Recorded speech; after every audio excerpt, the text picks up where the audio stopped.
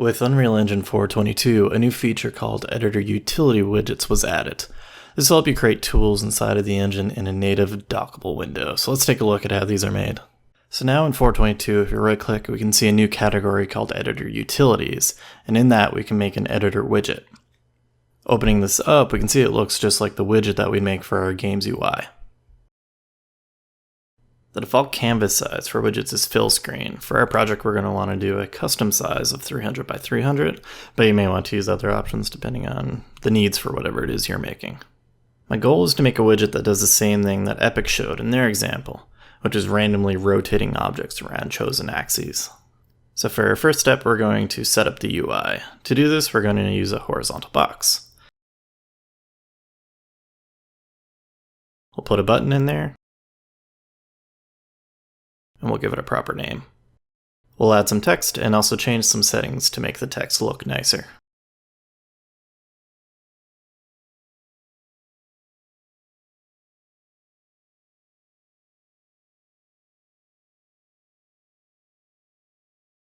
After that, we're going to make our checkboxes so that the user can select which axes they want to rotate.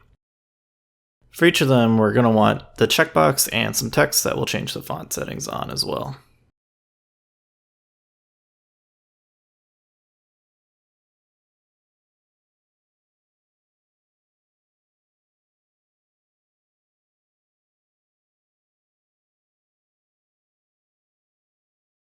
Finally, we need to space things out a bit to make them more readable, using the spacer primitive set to fill.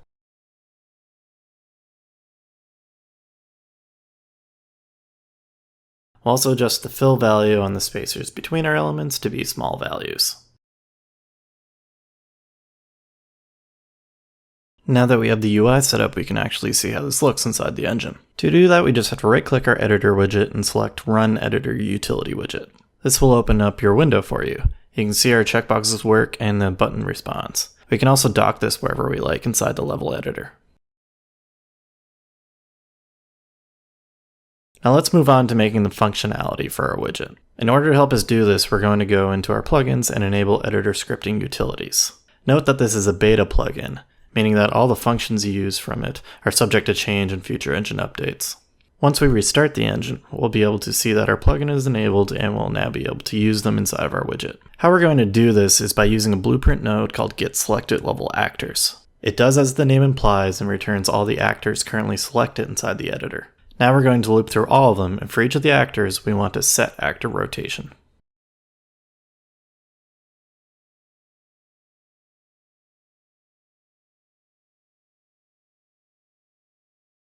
To implement our logic, we're going to need to use our checkboxes. Let's just do the Z rotation to start off with. So we grab our Z checkbox and get the isChecked value from it. From this, we can use select float, which will return the A value if Boolean is true and the B value otherwise. For our A value, we're going to want to use a random float in range to get a random number between 0 and 360. Plug that into Z, and that's all the logic that we'll need to test this out. Let's make 3 cubes and we'll try out our button.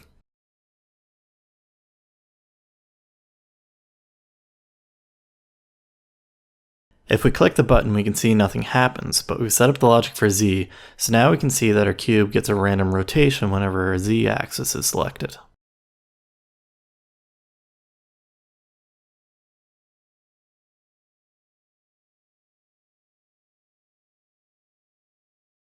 Also, if we unselect, we can see that our rotation is getting set back to 0 whenever we press the button.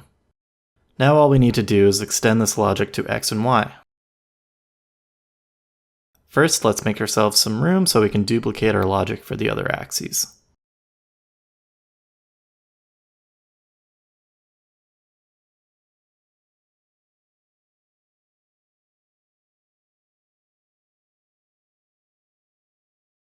Now let's grab our checkboxes for X and Y and hook those up. There's also a simple cleanup we can do here, since its random float and range is the same logic for all 3 of them. Take that back and connect it to all 3 of the select floats.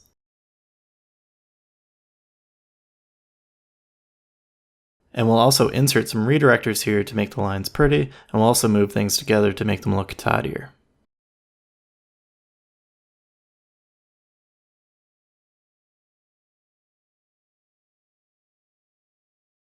And now we can test and see that we rotate the boxes in all the axes.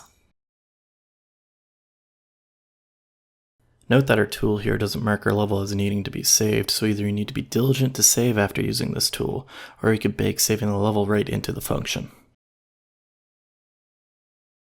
So that's a pretty simple example of what can be done with editor widgets, but what if you wanted to do more? There are two places to look. The first is under development. This lets you execute console commands as well as getting the selected assets, which is very useful for telling what assets the user has selected in their content browser. The other place is editor scripting, and this is the one that is very expanded by us enabling that plugin. Here we can interact with actor groups, assets, directories, saving, loading, interacting with data tables.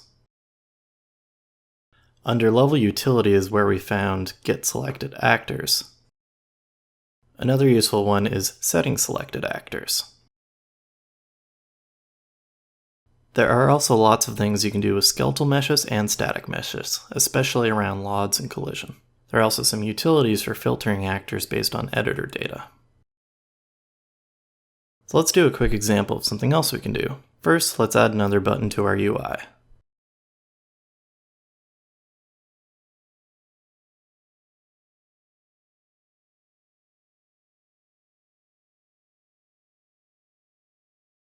And with this, we'll make a button that can select all the characters in the level.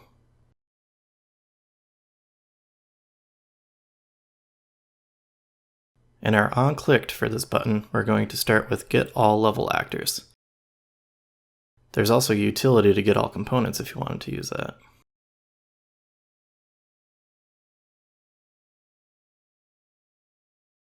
Now that we have all the actors, we want to filter specifically actors of the character class. So we can use the filter by class node to do that for us.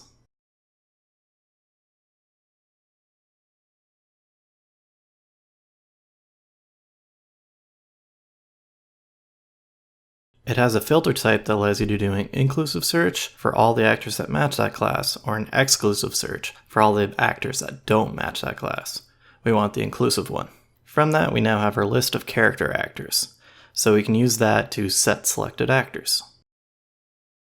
So going back to the button, you can see we currently have boxes selected, but if we click our Select Characters button, then it'll select our character. If we make multiple characters and then click it, it'll select both. So obviously editor widgets are pretty useful and there's a lot you could do with it. A few ideas would be making a palette specifically for your game, maybe with a drop down of different themes like grass and ice. And then you can click buttons to spawn walls or floors of the selected theme. Another idea is using the data table functions to make editors for complex data in your game, such as loot tables or dialog trees, and then automatically exporting that into your data table formats. So I hope you learned something about editor widgets today, and I hope you can use them to help make your games better and also just make the development process easier for you.